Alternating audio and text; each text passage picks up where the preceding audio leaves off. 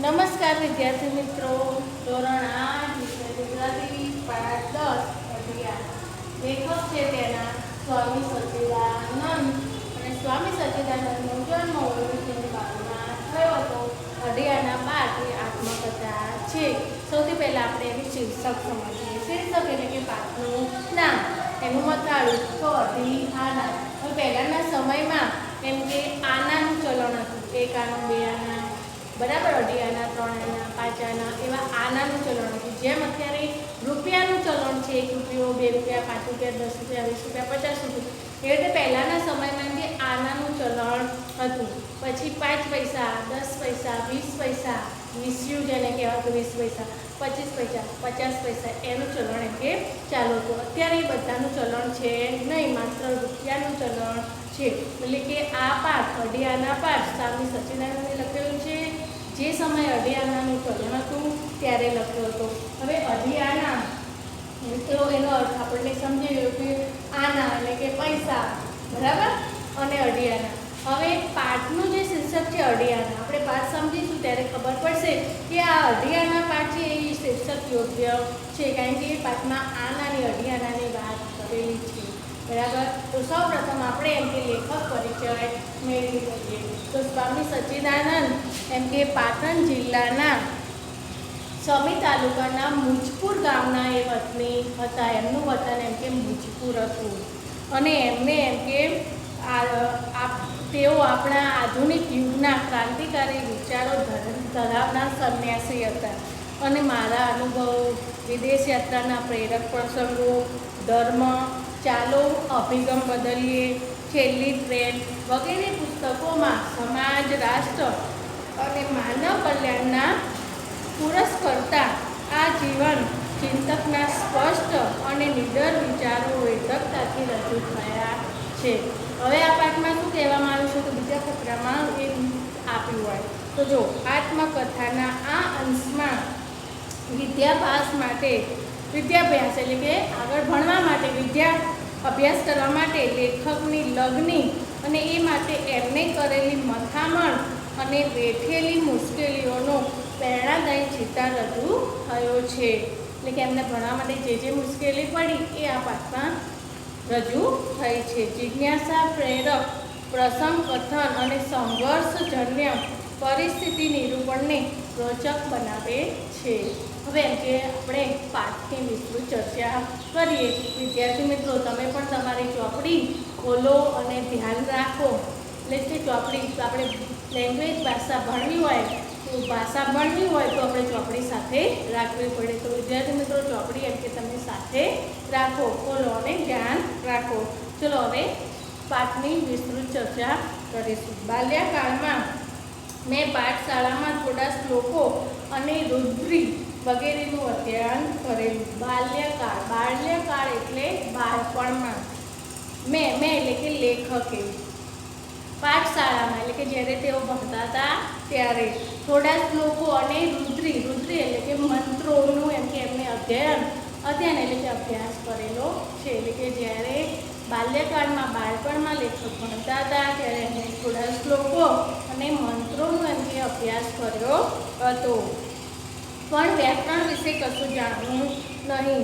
મને રહીને થયા કરતું હતું કે જો મારે સારી રીતે ધર્મ પ્રચાર કરવો હોય તો સંસ્કૃત વિદ્યા ભણવી જોઈએ. લેખકને મનમાં થયા કરે કે જો મારે સારી રીતે ધર્મ પ્રચાર કરવો હોય તો મારે સંસ્કૃત વિદ્યા ભણવી જોઈએ.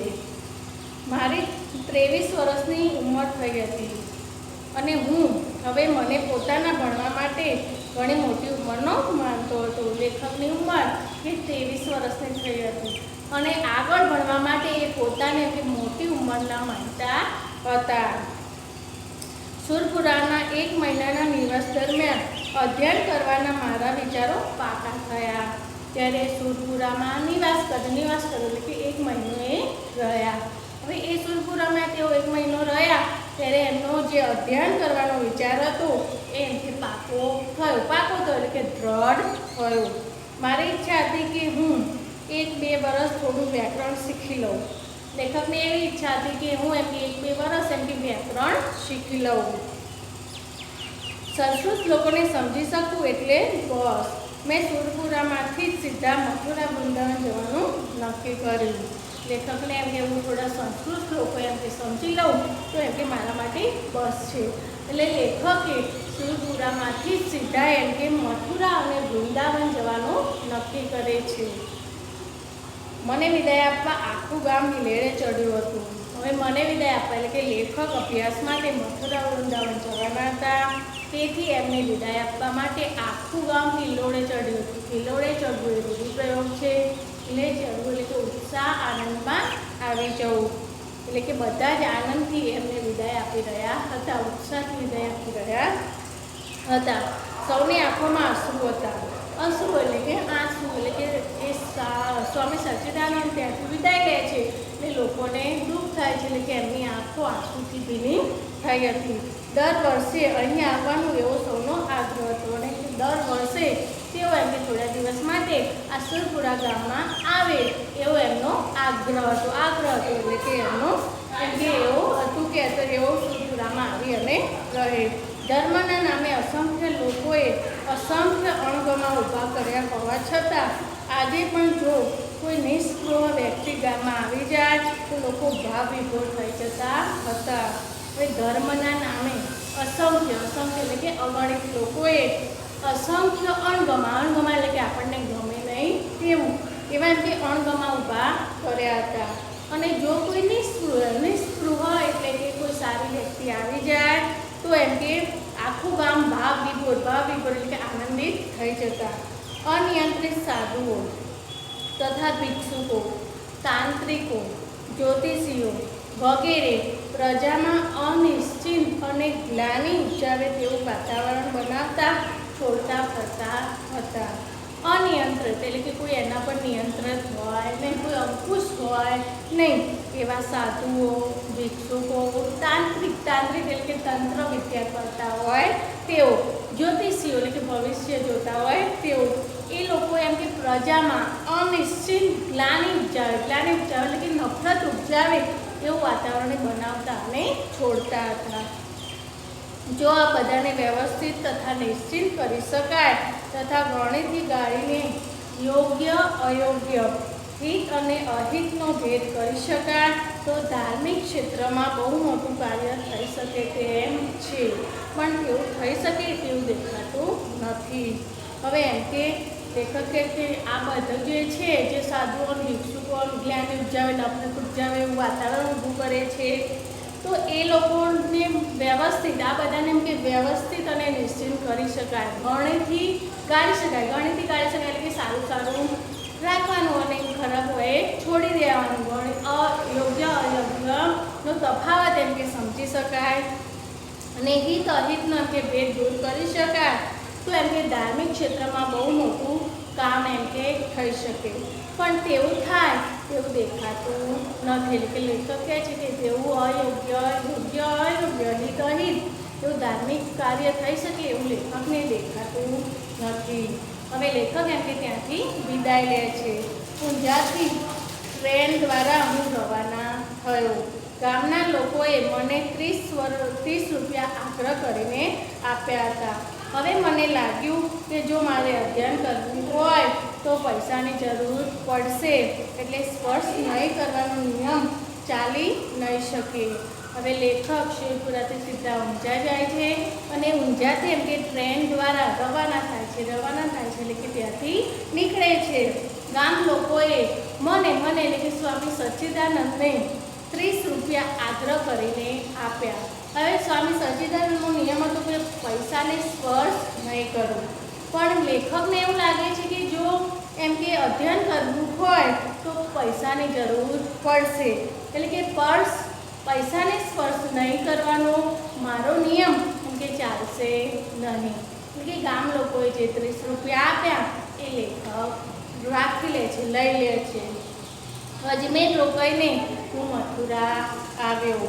હું ઉતર્યો હતો તેની સામે જમુનાનો ભરપૂર પ્રવાહ. હું બેઠો ઘણીવાર આગંતુક શ્રદ્ધાળુઓને જોતો હતો. હવે લેખક ઊંઝાથી ટ્રેનમાં રવાના થાય છે અને અજમેર રોકાય છે એટલે કે અજમેરથી એમની મથુરા આવે છે, લેખક મથુરા આવે છે. હું ઉતર્યો હતો એટલે કે લેખક જ્યાં ઉતર્યા હતા તેની સામે જમુના નદીનો એમ કે ભરપૂર પ્રવાહ વહી જતો હતો. જમુના એટલે કે યમુના નદીનો ભરપૂર પ્રવાહ વહી જતો હતો. હવે લેખક બેઠા બેઠા આગંતુક એટલે કે આવનાર લોકો, શ્રદ્ધાળુઓને જોતો હતો. આવનાર જે શ્રદ્ધાવાન લોકો હતા, આસ્થાવાન લોકો હતા એમને જોતા હતા. તેઓ જમુનાને ખૂબ જ પૂજ્ય માનવા છતાં સ્વચ્છતા રાખતા નહીં. જે લોકો આવતા, આસ્થાવાન લોકો હતા એ જમુનાને તે પવિત્ર માનતા હતા, પૂજ્ય માનતા હતા, પણ એમ કે એ નદીમાં જરાય સ્વચ્છતા રાખતા નહીં, ગંદકીનો પાર નહીં. કે જમુના નદી હતી તેને ખૂબ જ ગંદકી ફેલાયેલી હતી. લોકો બોલતા, જમુના મૈયા કી કૃપા સે. મારા મનમાં પ્રશ્ન થતો, આ જલ પ્રવાહ પણ કૃપા કરતો હશે. હવે લોકો એમ કે સ્વચ્છતા રાખતા નહીં અને ગંદકી એમ કે પાર વગરની હતી, અને લોકો એમ કે જમુનામાં સ્નાન કરતી વખતે બોલતા કે જમુના મૈયા કી કૃપા સે. એટલે લેખકના મનમાં પ્રશ્ન થતો કે આ જલ પ્રવાહ કદી કૃપા કરતો હશે. પ્રકૃતિ પૂજનમાં અટવાયેલા માણસોને નથી તો એક બ્રહ્મનિષ્ઠા થતી કે નથી પ્રાકૃતિક સૌંદર્યની પ્રતીતિ થતી. બસ કર આચમન, માર ડૂબકી, કર ભોગા અને ધક્કામુક્કી કરીને નીકળ બહાર. ચારે તરફ ગંદકી જ ગંદકી થઈ ગઈ. ધાર્મિકતા કરી લીધું કલ્યાણ. હવે એમ કે જે લોકો પ્રકૃતિ પૂજનમાં અટવાયેલા છે એ લોકો માણસોમાં નથી એક બ્રહ્મનિષ્ઠા એટલે કે પરમેશ્વર એક જ છે એવું એમને છે નહીં. તેઓ એમ કે પ્રાકૃતિક સૌંદર્યની પ્રતીતિ થતી નથી. એ લોકોને પ્રાકૃતિક સૌંદર્યની પ્રતીતિ એટલે કે ખાતરી થતી નથી. બસ કર આચમન, માર ડૂબકી, આચમન એટલે કે આંખમાં પાણી લેવું, માર ડૂબકી જમુનાના પ્રવાહમાં ડૂબકી માર, કર ઘોંઘાટ અને ધક્કામુક્કી કરીને બહાર નીકળ. ચારે તરફ એમ કે ગંદકી જ ગંદકી થઈ ગઈ. એમ કે ધાર્મિકતા કરી લીધું કલ્યાણ. થોડા દિવસ મથુરા રહીને હું વૃંદાવન પહોંચ્યો. લેખક થોડા દિવસ વૃંદાવનમાં રોકાય છે અને પછી એમ કે વૃંદાવન પહોંચે છે. નાની ગાડીમાંથી જ મને એક મોટો આશ્રમ દેખાયો. હવે લેખક એમ કે નાની ગાડીમાં જાય છે તો એ ગાડીમાંથી જ એમને એક મોટો આશ્રમ દેખાય છે. નામ પણ ઘણા મોટા અક્ષરોએ લખાયેલું હતું અને એમનું નામ જે મોટા અક્ષરોથી લખાયેલું હતું, શ્રોતમુનિ આશ્રમ. એ આશ્રમ ઉપર મોટા અક્ષરે શ્રોતમુનિ આશ્રમ એવું એમ કે નામ લખાયેલું હતું. મેં નક્કી કર્યું કે સ્ટેશને ગાડી ઊભી રહેશે પછી જ આ આશ્રમમાં રહેવા ભણવા માટે જઈશ. હવે લેખકે નક્કી કર્યું હતું કે જ્યારે એમ કે રેલવે સ્ટેશને ગાડી ઊભી રહેશે ત્યારે એમ કે હું આશ્રમમાં ભણવા અને રહેવા માટે જઈશ. નિર્ણય પ્રમાણે રેલવે સ્ટેશનથી આવ્યો તથા મારી વાત જણાવી કે મારે સંસ્કૃત ભણવું છે, મને રહેવાની અને ભણવાની સગવડ અહીં મળી શકશે. હવે એમ કે લેખક રેલવે સ્ટેશનથી સીધા શ્રોતમુનિ આશ્રમમાં જાય છે અને ત્યાં જઈ અને લેખક કહે છે, હવે લેખકને સંસ્કૃત ભણવાની ખૂબ જ એમ કે તાલાવેલી હતી અને મેં એમ કે જઈ અને એમને કહ્યું કે મને રહેવાની તથા ભણવાની સગવડ અહીં મળી શકશે. આશ્રમના સ્થાપક સ્વામીજીએ કહ્યું કે हमारे पंडित जी आपको पढ़ने देंगे लेकिन रहने की जगह नहीं है. मैं पूछूं कि तो बीजी कोई जगह હોય તો બતાવો. હવે એમ કે એ આશ્રમના જે સ્થાપક હતા, વ્યવસ્થાપક હતા, એમને એમ કે પૂછ્યું કે મને અહીંયા રહેવાની અને ભણવાની જગ્યા મળી રહેશે. ત્યારે વ્યવસ્થાપક એમને જવાબ આપે છે કે हमारे पंडित जी आपको એમ કે પઢાएंगे लेकिन रहने की जगह नहीं है. ત્યારે લેખક પૂછે છે કે બીજી કોઈ જગ્યા બતાવો, રહેવા માટે એમ કે બીજી કોઈ જગ્યા બતાવો. તેમણે મને દૂર આવેલા પરમહંસ આશ્રમનું નામ આપ્યું અને ત્યાં જવા સૂચન કર્યું. સાથોસાથ લઘુ કુમુદી લઈને આવતીકાલે ભણવા આવી જવાનું પણ સૂચવ્યું. હવે એ વ્યવસ્થાપક હતા એમને જે દૂર આવેલા પરમહંસ આશ્રમમાં જવાનું કે સૂચન કર્યું અને સાથે સાથે લઘુ કૌમુદી નામનું એક પુસ્તક છે એ એમ કે લઈને આવવાનું એમ કે મને સૂચવ્યું.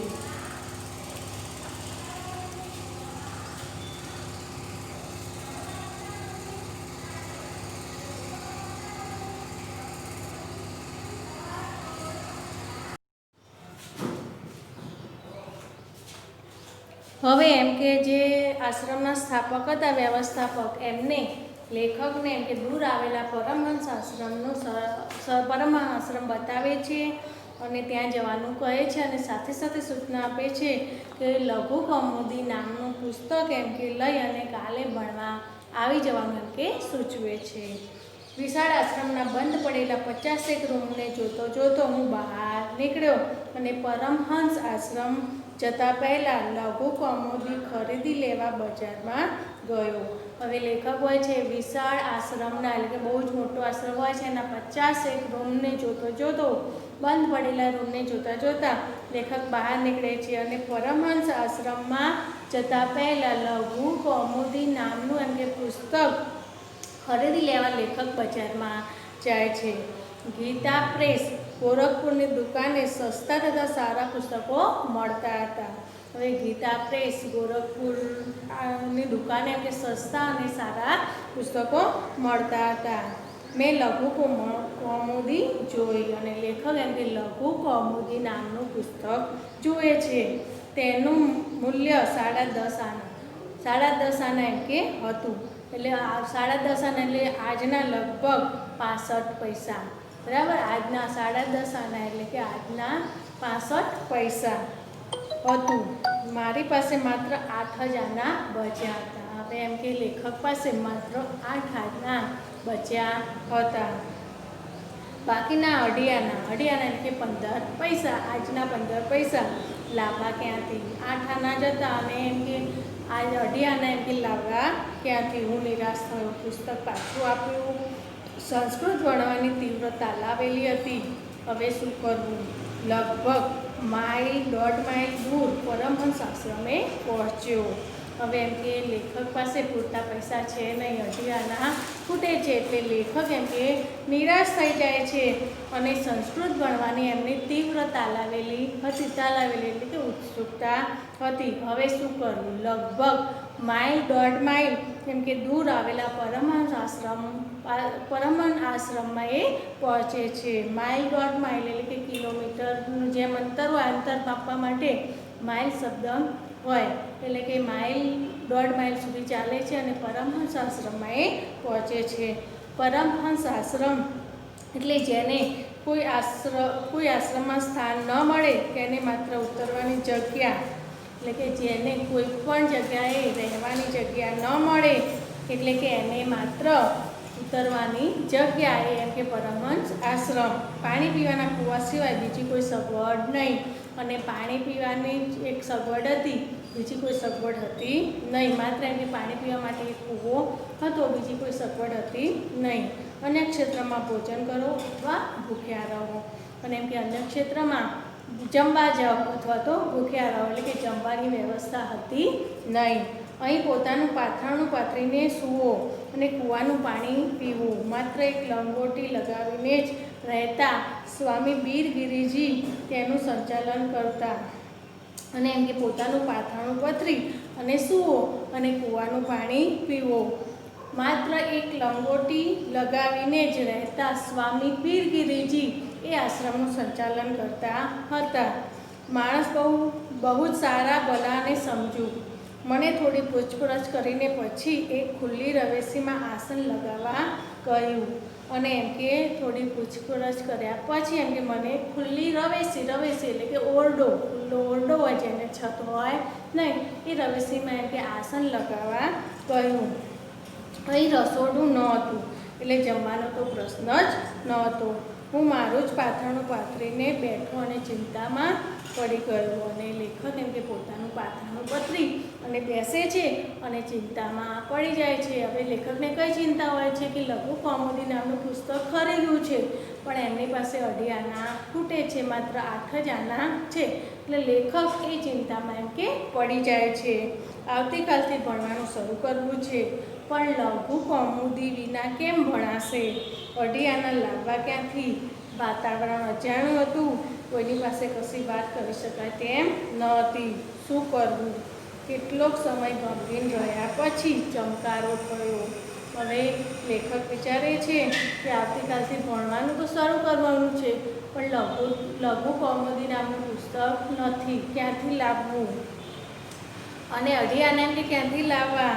વાતાવરણ અજાણ્યું છે, કોની પાસે એમ કે માંગવા? કશી એમ કે સમજણ પડતી નહોતી. લેખક થોડો સમય ગમગીન રહ્યા. ગમગીન એટલે કે ઉદાસ રહ્યા. અને એકાએક લેખકને ચમકારો થયો. ચમકારો કે ઝબકારો થયો. વૃંદાવનના મુખ્ય મંદિર બિહારીજીના દર્શન કરવા જા અને કોઈ સજ્જન દેખાય તો અઢિયાના માંગ.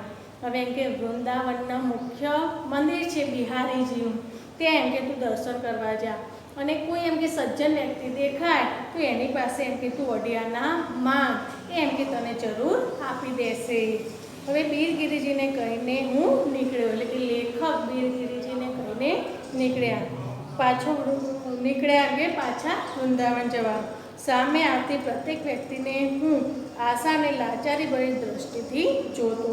કદાચ આ માણસ મને અઢિયાના આપે, પણ માંગવાની હિંમત ન ચાલે. કદાચ ના પાડશે તો, કદાચ અપમાન કરશે તો. હવે એમ કે લેખક એ બિહારીજીના મંદિરમાં જાય છે, દરેક વ્યક્તિને આશાથી જુએ છે, લાચાર ભરી દ્રષ્ટિથી જુએ છે અને એમ કે માંગવાની એમની હિંમત ચાલતી નથી. કદાચ ના પાડી દેશે તો, કદાચ અપમાન કરશે તો, એટલે કે લેખક માંગી શકતા નથી. માણસમાં જ્યારે યાચના વૃત્તિ જાગે છે ત્યારે તેનું તેજ, કુમારી અને વ્યક્તિત્વ વિરુદ્ધસ્થ થઈ જાય છે. યાચના વૃત્તિ એટલે કે માંગવાની વૃત્તિ, જ્યારે માણસમાં કે યાચના વૃત્તિ જાગે છે ત્યારે એનું તેજ, કુમારી અને વ્યક્તિત્વ ઢીલું થઈ જાય છે, એટલે કે ઢીલું પડી જાય છે. તેનો મને પ્રત્યેક ક્ષણ અનુભવ થવા લાગ્યો. લગભગ 1.5 માઇલના રસ્તા ઉપર કેટલાય માણસો મળ્યા. મેં સૌને નિહાળ્યા, પણ કોઈની પાસે અઢિયાના માંગી શક્યો નહીં. તમે કે 1.5 માઇલ રસ્તા પર ઘણા માણસોને લેખકે જોયા, પણ એ કોઈની પાસે અઢિયાના માંગી શક્યા નહીં. બિહારીજીનું મંદિર હવે છેક આવી ગયું હતું. મને થઈ ગયું કે હું અઢિયાના માંગી શકીશ નહીં અને પુસ્તક વિના ભણી શકાશે નહીં. હવે લેખક એટલે કે બિહારીજીનું મંદિર છેક આવી ગયું હતું. લેખકને થઈ ગયું કે એમ કે હવે હું અઢિયાના માંગી શકીશ નહીં અને પુસ્તક વગર એમ કે હું ભણી શકીશ નહીં. નિરાશા વધી ગઈ હતી. તેવામાં મારી દ્રષ્ટિ રોડ ઉપર બેસીને ટોપલામાં ફળ વેચતા એક માણસ ઉપર પડી. હવે એવામાં એમ કે લેખકની નજર એક એમ કે મંદિર પાસે ટોપલામાં ફળ વેચતા એક માણસ ઉપર પડે છે. કોઈ અગમ્ય પ્રેરણાથી હું તેની પાસે ગયો. મારી હથેળીમાં રાખેલા 8 આના તેને બતાવ્યા અને કહ્યું, મારે એક સંસ્કૃત પુસ્તક જોઈએ છે. અઢિયાના ખૂટે છે. જો તમે મને આપશો તો હું તમને જ્યારે મને મળશે ત્યારે પાછા આપી દઈશ, પણ જો નહીં મળે તો નહીં આપું. અગમ્ય પ્રેરણાથી એટલે કે કોઈ પ્રેરણાથી એ ફળ વેચનાર માણસ પાસે જાય છે અને એમના હથેળીમાં 8 આના એમ કે બતાવે છે કે જો એમ કે મારી પાસે 8 આના છે, મારે પુસ્તક ખરીદવું છે અને અઢિયાના ખૂટે છે. જો તમે મને આપશો તો જ્યારે એમ કે મારી પાસે આવશે ત્યારે હું તમને પાછા આપી દઈશ, પણ જો નહીં આવે તો હું નહીં આપું. કશો જ વિચાર કર્યા વિના તેણે મને તરત જ અઢિયાના આપી દીધા. મારા આનંદનો પાર ન હતો. મને થયું નરસિંહ મહેતાની ઊંડી ભગવાને આ રીતે જ સ્વીકારી હશે. હવે જે માણસ પાસે અઢિયાના માગે છે એ ફળ વેચનાર માણસ એમ કે કશો જ વિચાર કર્યા વગર અઢિયાના લેખકને આપી દે છે અને લેખકના આનંદનો પાર રહેતો નથી, એટલે કે ખૂબ જ આનંદમાં આવી જાય છે. અને લેખક વિચારે છે કે નરસિંહ મહેતાની ઊંડી એમ કે ભગવાને આ રીતે જ એમ કે સ્વીકારી હશે. ઝડપથી હું પેલી દુકાન તરફ દોડ્યો. દુકાન બંધ થઈ રહી હતી. દુકાનદારે મને પુસ્તક આપ્યું. જાણે સ્વર્ગનો ખજાનો મળી ગયો હોય એટલા હરખથી હું પાછો ફર્યો અને જાણે એમ કે સ્વર્ગનો ખજાનો મને મળી ગયો હોય એટલા જ એમ કે હરખથી કે હું પાછો ફર્યો, એટલે કે દુકાનમાંથી પુસ્તક લઈ અને એમ કે પાછા ફરે છે. હું મૂર્તિ પૂજામાં બહુ માનતો નહીં, તેમ છતાં કોઈ વાર પ્રસિદ્ધ મંદિર વગેરે હોય તો દર્શન કરવામાં પણ બાદ માનતો નહીં. બિહારીજીના દર્શન કરીને દિવસ આપ્યા પછી આશ્રમમાં આવ્યો. હવે એમ કે એ મૂર્તિ પૂજામાં બહુ માનતા નહીં, પણ પ્રસિદ્ધ કોઈ મંદિર હોય તો એમ કે દર્શન કરવામાં પણ એ વાંધો લેતા નહીં. બિહારીજીના દર્શન કરી અને સૂરજ આથમ્યા પછી એટલે કે દિવસ આથમ્યા પછી એ આશ્રમમાં આવે છે. આ આશ્રમને બંધ કરવાનો દરવાજો હતો જ નહીં, તેમજ વીજળી પણ હતી નહીં, એટલે કોઈને કાંઈ કહ્યા વિના ચૂપચાપ પોતાના આસને જઈ બેસી ગયો. મને બરાબર યાદ છે કે 1 મહિના સુધી મારી પાસે કશું આવ્યું ન હતું. 1 મહિના પછી 1 રૂપિયો મળ્યો હતો, જેમાંથી 2.5 આનાનું દેવું મેં તરત જ ચૂકવી દીધું હતું. હવે લેખકને કે બરાબર યાદ છે કે 1 મહિના સુધી લેખક પાસે એમ કે કશું આવ્યું ન હતું. 1 મહિના પછી એમને 1 રૂપિયો મળ્યો. 1 રૂપિયો મળતા તરત જ એમને 2.5 આનાનું દેવું એમ કે એમને ચૂકવી દીધું. 2.5 આના ચૂકવી દેવાનું મહત્ત્વ નથી, પણ જે સ્થિતિમાં શ્રી ભગવાન દાસે મને 2.5 આના આપ્યા હતા તેનું મહત્ત્વ છે. આવા પ્રસંગો જીવનભર વિસરાવા જોઈએ નહીં. જે ફળ વેચનાર, ટોપલામાં ફળ વેચનાર જે ભાઈ હતા એમનું નામ હતું ભગવાન દાસ. હવે લેખક અહીંયા કહે છે કે દેવું ચૂકવી દેવાનું મહત્ત્વ નથી, પણ જે પરિસ્થિતિમાં એમ કે એમને ભગવાન દાસે એમ કે મને 2.5 આના આપ્યા હતા એનું મહત્ત્વ છે. અને આવા પ્રસંગો આપણે જીવનભર ભૂલવા જોઈએ નહીં, વિસરાવા જોઈએ નહીં, એટલે કે ભૂલવા જોઈએ નહીં. તો વિદ્યાર્થી મિત્રો, જોયું તમે લેખકને એમ કે ભણવા માટે ઘણી બધી અગવડો પડે છે, છતાં પણ એ ભણે છે. અને આ રીતે એમ કે આપણે એમ કે કોઈની પાસે કંઈ વસ્તુ કે પૈસા લીધા હોય તો આપણે એને તરત નહીં, પણ જ્યારે સગવડ થાય ત્યારે પાછા આપવા જોઈએ. તો નમસ્કાર વિદ્યાર્થી મિત્રો.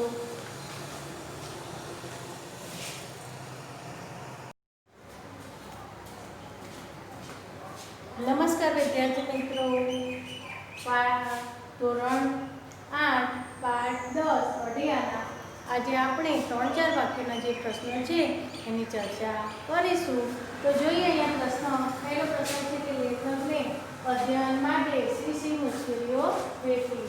તો એમ કે લેખકને નહીં પણ લેખકે લેખકે અધ્યયન માટે શી મુશ્કેલીઓ વેઠી. તો એના જવાબમાં આવશે કે લેખકને અધ્યયન માટે લઘુ કૌમુદી નામનું પુસ્તક ખરીદવું હતું. તેની કિંમત 10.5 આના હતી, પણ તેમની પાસે ફક્ત 8 આના જ હતા અને 2.5 આના પૂરતા હતા. તેઓ એમ કે રહેવા માટે પરમહંસ આશ્રમમાં જાય છે, પણ ત્યાં પાણી પીવાના કૂવા સિવાય બીજી કશી સગવડ હતી નહીં. તેઓ ત્યાંની ખુલ્લી રવેશીમાં પોતાનું પાથરણું પાથરીને એ સૂતા અને કૂવાનું પાણી પીતા હતા. હવે એમ કે આ આશ્રમમાં રસોડું ન હતું, એટલે તેમને એમ કે જમવા માટે અન્ય ક્ષેત્રમાં જવું પડતું હતું. આ બધી એમ કે એમને અગવડો પડી હતી. હવે પ્રશ્ન 2 છે કે તીર્થ સ્થાનોમાં પ્રચલિત બાહ્ય આચારોની લેખક શી ટીકા કરે છે. તો લેખક એમ કે મથુરા પહોંચ્યા, ત્યાં તીર્થ સ્થાનોમાં તેમણે ચારે બાજુ ગંદકી જોઈ. લેખક એમ કે લોકોના બાહ્ય આચારોની ટીકા કરતા કહે છે કે ત્યાંના લોકો જમુનાજીને ખૂબ જ પૂજ્ય માને છે, પણ તેઓ જરાય એમ કે સ્વચ્છતા રાખતા નથી. લોકો જમના મૈયા કી કૃપા સે બોલે છે, પણ તેમના આચરણમાં પરમેશ્વર એક બ્રહ્મનિષ્ઠા દેખાતી નથી કે પ્રકૃતિ સૌંદર્યની પ્રતીતિ થતી નથી. આ ટીકા કરે છે. હવે પ્રશ્ન 3 જોઈએ. પ્રકૃતિ પૂજનમાં અટવાયેલા લોકોની ધાર્મિકતા શેમાં પૂરી થઈ જાય છે? પ્રકૃતિ પૂજનમાં જે લોકો અટવાયેલા છે એમની ધાર્મિકતા શેમાં પૂરી થઈ જાય છે?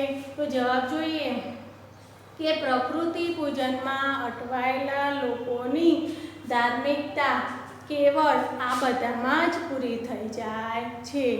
જમુનાજીના પાણીનું આચમન કરવું, જમુનાજીમાં ડૂબકી મારવી, ઘોઘાટ કરવો, ધક્કામુક્કી કરવી અને બહાર નીકળી જવું, ચારે તરફ ગંદકી ફેલાવવી, આ બધામાં એમ કે એ ધાર્મિકતા પૂરી થઈ જાય છે. હવે આગળ પ્રશ્ન છે કે પરમહંસ આશ્રમ વિશે જણાવો. પરમહંસ આશ્રમ વિશે જણાવવાનું છે. તો પરમહંસ આશ્રમમાં માત્ર ઉતરવા માટેની જગ્યા મળતી હતી, પણ પાણી પીવા માટે કૂવા સિવાય બીજી કોઈ સગવડ ન હતી. આવનારે પોતાનું પાથરણું પાથરીને સૂવાનું અને કૂવાનું પાણી પીવાનું. આશ્રમમાં રસોડું ન હતું, આથી આવનારે ભોજન માટે અન્ય ક્ષેત્રમાં જવાનું અથવા ભૂખ્યા રહેવાનું. એક લંગોટીધારી સ્વામી બીરગિરીજી આ આશ્રમનું સંચાલન કરતા હતા. તેઓ બહુ સારા, ભલા અને સમજુ વ્યક્તિ હતા. આગળ પ્રશ્ન જોઈએ, લેખકે અડિયાના કેવી રીતે મેળવ્યા? લેખકે અડિયાના કેવી રીતે મેળવ્યા? તો જો લેખક કોઈ અગમ્ય પ્રેરણાને વશ થઈને ફળ વેચનાર એક માણસ પાસે ગયા. તેમણે પોતાની પાસેના 8 આના બતાવીને કહ્યું કે મારે એક સંસ્કૃત પુસ્તક ખરીદવા માટે અડિયાના ખૂટે છે. જો તે આપશે તો તે પોતે પુસ્તક ખરીદી શકશે અને અભ્યાસ શરૂ કરી શકશે. પૈસાની સગવડ થતાં જ એમ કે એ પૈસા પાછા આપી દેશે અને સગવડ જો નહીં થાય તો એ નહીં આપે. બરાબર. હવે આગળ જોઈએ, ફળ વેચનાર માણસની ઉદારતા તમારા શબ્દોમાં વર્ણવો. તો ફળ વેચનાર કેવો હતો એની ઉદારતા એમ કે આપણે લખવાની છે. તો લેખક જ્યારે ફળ વેચનાર માણસને કહે છે કે એમને એમ કે એક સંસ્કૃત પુસ્તક ખરીદવું છે, પણ એની માટે અડિયાના ખૂટે છે. જો તે અડિયાના આપશે તો એમની સગવડ થતાં તરત જ તે અડિયાના પાછા આપી દેશે.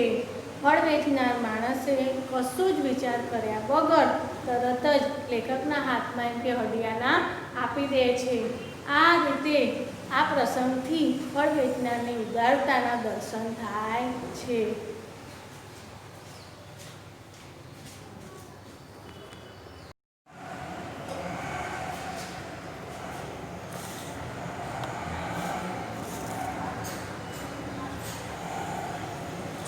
વિદ્યાર્થી મિત્રો, હવે આપણે 3-4 વાક્યના ઉત્તરો છે એ સમજીએ. આગળનો પ્રશ્ન છે કે લેખકની દ્રષ્ટિએ ધાર્મિક ક્ષેત્રમાં બહુ મોટું કાર્ય થઈ શકે છે?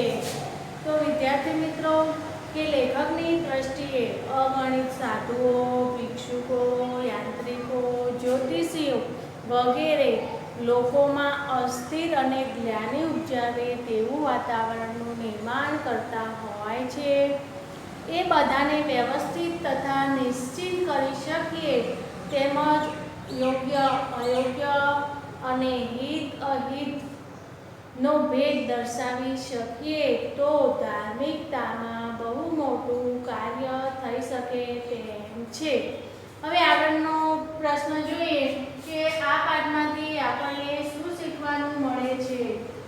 વિદ્યાર્થી મિત્રો, તો આ પાઠમાંથી આપણને શીખવાનું મળે છે કે ભણવા માટે અનેક અગવડો વેઠવી પડે તો પણ ભણવું તો ખરું જ. જીવનમાં સ્વાભિમાની રહેવું, યાચના વૃત્તિ રાખવી નહીં, પણ ક્યારેય ન છૂટકે માંગવું પડે તો લીધેલી વસ્તુ કે રકમ પરત કરવાની ભાવના પણ રાખવી જોઈએ. વચન પાલનના આગ્રહી રહેવું, ક્યારેક પરિસ્થિતિ પ્રમાણે નિયમોમાં બાંધછોડ કરવી કરવી પડે તો તેમ કરવામાં કશો વાંધો નથી. આ પાઠમાંથી આપણને આ બધું શીખવાનું મળે છે. આગળનો પ્રશ્ન જો સવિસ્તાર પ્રશ્નના ઉત્તરમાં કે આ પાઠમાં વ્યક્ત થતા લેખકના સદગુણો વર્ણવો. તો આ પાઠમાં આપણને લેખકના જે સદગુણો વ્યક્ત થાય છે તેના વિશે ચર્ચા કરવાની છે. તો અહીંયા જોઈએ આપણે આ પ્રશ્નમાં કે લેખકને સંસ્કૃત ભણવાની તીવ્ર ઈચ્છા હતી. એ માટે પરમહંસ આશ્રમમાં તે અનેક અવગડો વેઠવા પણ તૈયાર થાય છે. તેમને યાચનાવૃત્તિ પસંદ નથી, કારણ કે એનાથી વ્યક્તિનું ખુમારી તેજ ઢીલાધસ થઈ જાય છે અથવા તો ઝાંખા પડી જાય છે. તેઓ સ્વાભિમાની છે. કોઈની પાસે માંગવું તેમને ગમતું નથી. ત્યારે પણ પૈસાની સગવડ છતાં પણ એમને જે પુસ્તક ખરીદ્યું છે માટે ફળ વેચનાર પાસે અઢિયાણાની માંગણી કરે છે અને કહે છે કે પૈસાની સગવડ થતાં તરત જ પાછા આપી દેવાની તેઓ ખાતરી પણ આપે છે. લેખક વચન પાલનના આગ્રહી છે. 1 મહિના પછી 1 રૂપિયો મળતા જ એ તરત જ એમ કે પોતાનું દેવું ચૂકવી દે છે અને એમ કે દેવું ચૂકવી દેવાનું મહત્વ નથી પણ ખરે સમયે શ્રી ભગવાન દાસે મદદ કરી તેનું મહત્વ છે. લેખક પરિસ્થિતિ પ્રમાણે નિયમોમાં બાંધછોડ કરવામાં માને છે. જેમ કે સંન્યાસીએ પૈસાનો સ્પર્શ ન કરાય, પણ અધ્યયન કરવું હોય તો પૈસાની જરૂર પડે તો ગામ લોકોએ એમને 30 રૂપિયા આપે છે તો તે સ્વીકારે છે. મૂર્તિ પૂજામાં તેઓ માનતા નથી, પણ છતાં કોઈ વાર પ્રસિદ્ધ મંદિર વગેરે હોય તો દર્શન કરવામાં વાંધો નથી એમ તેઓ માને છે. આ પાઠમાં આ બધા લેખકના ગુણો વ્યક્ત થાય છે. હવે વિદ્યાર્થી મિત્રો આપણે સમાનાર્થી શબ્દો જોઈએ. તો અહીંયા જો સમાનાર્થી એટલે કે સમાન અર્થવાળો શબ્દ. અહીંયા જો તાલાવેલી એટલે કે અધીરાઈ, અધ્યયન એટલે કે અભ્યાસ, કૃપા મહેરબાની, સંચાલન વહીવટ, અશ્રુ આંસુ, શ્રદ્ધાળુ શ્રદ્ધાવાન, પ્રતીતિ ખાતરી, ખુમારી ગર્વ, ગમગીન ઉદાસ, પાઠશાળા નિશાળ, પાથરણું પથારી, દ્રષ્ટિ નજર, યાચના ભિક્ષા, ખજાનો ધનનો ભંડાર, મૈયા માતા, ચમકારો ઝબકારો, કલ્યાણ મંગળ. બરાબર.